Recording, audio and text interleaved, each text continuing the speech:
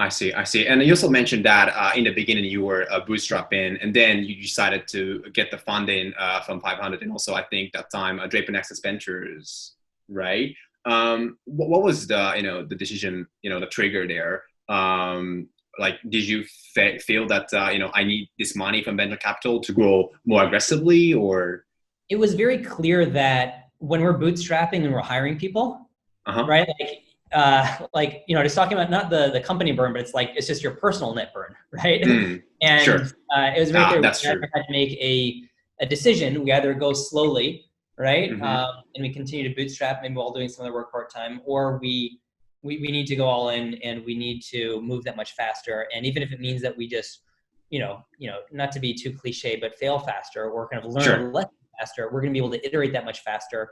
And we're able to solve this problem that much faster eventually by fundraising. And so, so I think it was a pretty straightforward decision at that time. And we were fortunate enough to kind of have the backers that have joined us to date, that have kind of given us this opportunity. And as I mentioned earlier, it hasn't been an early journey getting here. We kind of had a different figure we're doing on both the demand and the supply side, but we're really fortunate to have learned all the lessons that we have along the way. And if I can, I've learned a lot from other, more experienced founders than myself, all the time. And so I know I really enjoy, and I'm happy with the podcast that you're running as well. And it's a way that I'm able to give back to.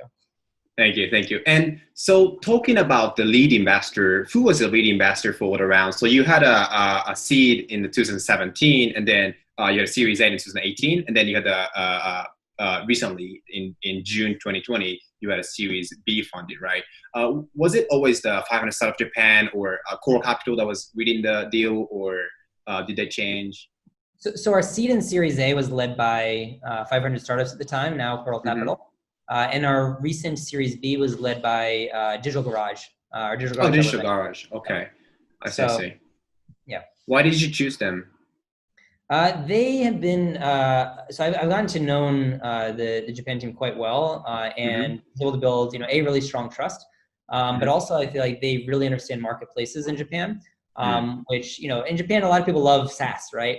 But the reason that there's a hype now, I guess. But, when we talk to investors in California, a lot of them love marketplaces because it's like SaaS with network effects, right? It's like, it's the, and I think it requires more investment up front to kind of reach that point. But the rewards are that much larger. And Digital Garage, they had their offices as well in New York. I actually met with the founder in New York. So I think they kind of shared some of the cultural elements in terms of, understanding New York, Silicon Valley, and Japan, but also understanding marketplaces in Japan, and kind of advice from more of a business side as opposed to just kind of an organizational growth side. That, and also I think we're kind of at a stage where 500 is an early stage investor, and Digital Garage is more of kind of a kind of mid stage investor, and so it was also kind of appropriate timing. In terms of, for us, if we are going to, fundraise, we want people that are going to have capital to be able to do follow on and to be able to kind of invest in our future. So I see. And so your investment was from the latest funding in June 2020 was Series B, and you got capital from Core Capital, SMBC Ventures, Mizuho Capital, DG, and then Mitsubishi Estate and more, I guess. What's your criteria for choosing investors? Yeah, so most of the places that you just mentioned right now were existing investors, right? So those are all the investors that came in during our Series A, Mizuho and SMBC. I see. So those are more, just kind of continued follow-on support. I see. For what we're doing. But the new larger investors that we kind of introduced in the announcement, first in Digital Garage, Dawa Ventures, leading our round, but then Kanki Energy. Toshi. So they've also invested in a handful of other kind of marketplaces and understand the local space well. And the Mitsubishi G-Show as well as kind of a really strong partner for us as we build out. Well, some of the others. So some founders say that they want to get just a capital, so they know what they're doing. They just want to get capital from the investors, so they kind of want to have some silent investors. But some others say they want to get some hands-on support from the investors. And this may actually change depending on the stage you were, right? What do you think about this? So, like, do you think you want to get some hands-on investors from the very beginning, or you want to get maybe from Series A, or? So I think like hands-on or off is more a function of what you need to grow the business as fast as you can. And I think like if you only need capital, then you don't necessarily raise from VC, right? Like at least in Japan, you could, right? And maybe that's still the fastest way to get the most capital. But the way that I frame it in my mind, and from our very early days as well, is that, okay, if I'm going to give, let's say, investor A 10% of the company, is the company going to grow 10% faster, right? Even if they don't give us any capital. Sure. Right? They give us no money and we just give them 10% equity or 5% or whatever the percentage is. Are we going to grow that much faster? And if we are, then we want to be doing business with them, right?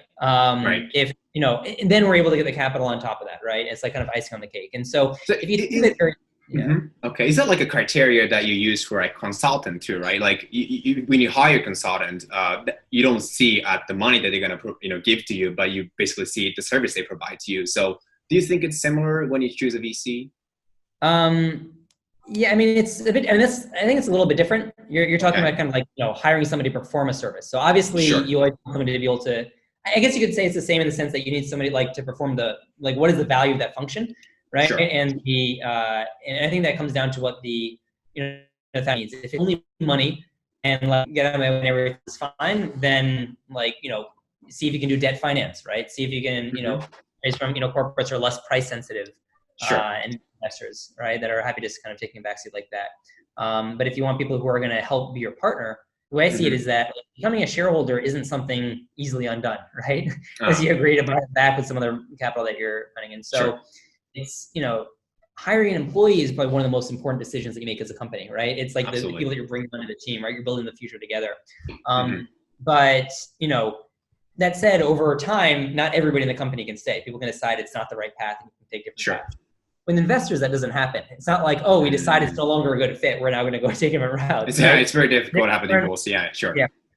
And so we really want to make sure that it's people that can share our vision and help us get there that much faster. And whatever that help entails, that may mean, the capital backing is helpful as well, but, supporting us through the different challenges that we're going to need to face over the next several years. I see. And Zehitomo, I think, is like a great company. Hearing how you speak to me and, your thought process, I feel like, it's a great company. So I feel that you get a lot of offers from VCs in Japan or outside of Japan. Did you say a lot of no's to them? I'd say fundraising is never easy. At least it hasn't been for us.